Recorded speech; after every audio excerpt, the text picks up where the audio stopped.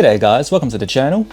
It's been a while and today I'm presenting the Watch Wind Up episode 7 titled 3+1 The Perfect Collection. Now, I've been very busy because it's been end of financial year, so being in the finance industry, I'm getting absolutely pumped.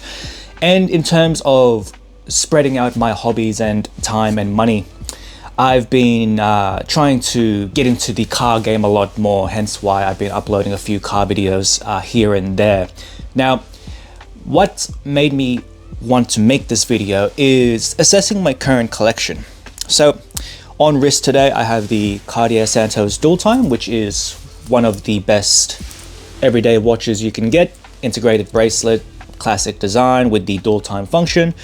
And I've actually been rotating this a lot with my GMT Zombie, which is absolutely my favorite Rollie, hands down. Out of all the Rollies I've had a lot. This has been my favorite so far.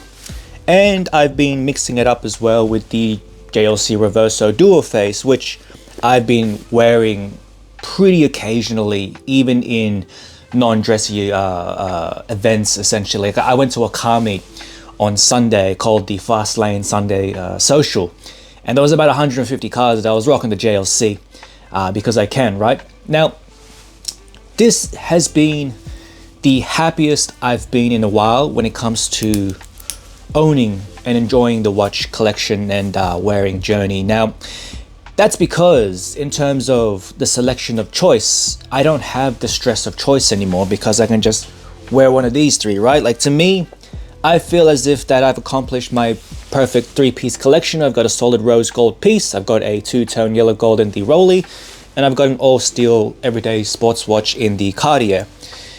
There really isn't anything else that I need. And even with the JLC, I know a lot of people tell me that this should just be reserved for special occasions, but I don't care about saving something for a certain occasion because it's meant to be worn essentially. And if I get bored of the blue face, I can always just reverse it, and all of a sudden I've got a brand new watch in the white silver dial, right? And I can change the strap out as well if I want to. I've got 2 extra straps.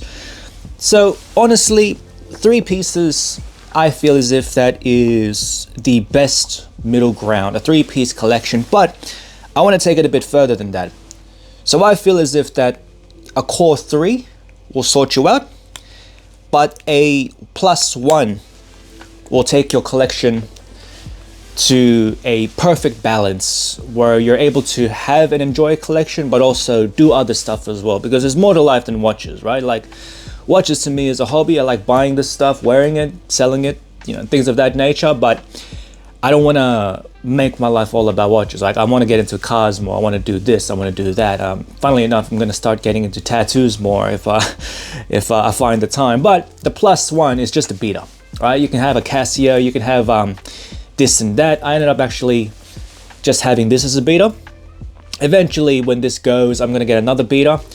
Idealistically, I do want to get a IWC Mark 20 or a Omega Aquaterra on a rubber strap to fulfill the beater-esque type of watch. But look, for now, this pullover will do. I wear this just when I'm doing some yard work, fucking up some wood, or changing a tire because my missus drove over a nail or whatever, right? Like, I wear this when I don't care about damaging the watch. But look, this has been the happiest I've been.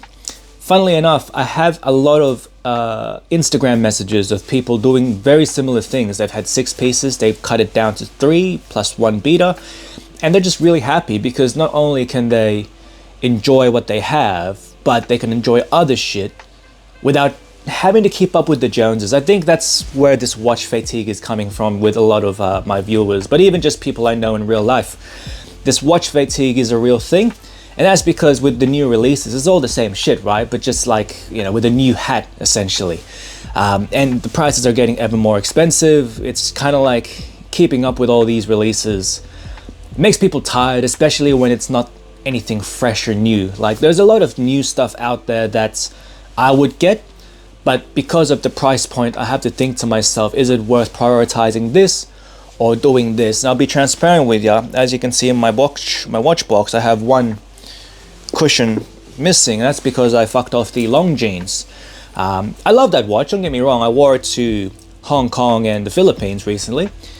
great watch. It's just that I want to get into other things as well. Like, again, having the balance of enjoying my watches, but also enjoying other stuff. And I did up the Mustang, so I ended up buying some wheels, tires, suspension kits, and a bloody exhaust modification. So it was either, all right, do I spend 5-6 G's out of pocket of my own money, or do I sell the long jeans and a few other things? And I also sold the Tissot PRX. So those two was able to pay for my wheels and tires, and then the springs and the bloody exhaust will come from a different thing that I'm going to sell. But you know what I mean? Like, just finding the balance is probably the best way for a lot of normal, ordinary people. Now, there are some heavy collectors out there where this is their thing, but they're in a better position than us ordinary folk, essentially. Like, if it was up to me, I'd just keep all the watches, buy more shit, and then just like go crazy and ham with the mods. But without rambling on too long, that's the video. Hope you guys enjoyed. Catch you on the next one. Take care.